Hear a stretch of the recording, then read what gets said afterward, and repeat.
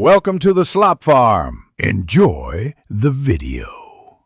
In this video, I will explain how to apply for an LLC in New York. First, you'll need to choose a unique name for your business. It's important to check if your desired name is available with the New York Department of State. You can also reserve your name for a $1.20 fee if you're not ready to file immediately. This ensures your chosen name is secured while you prepare other documents. Next, you'll prepare and file your Articles of Organization with the New York Department of State.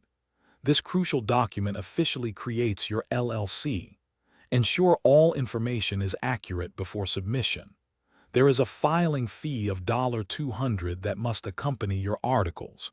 You can typically submit these documents by mail, fax, or online, depending on the state's current options. New York has a unique publication requirement. You must publish notice of your LLC's formation in 2 newspapers, one daily and one weekly, for 6 consecutive weeks. The county clerk will designate these newspapers.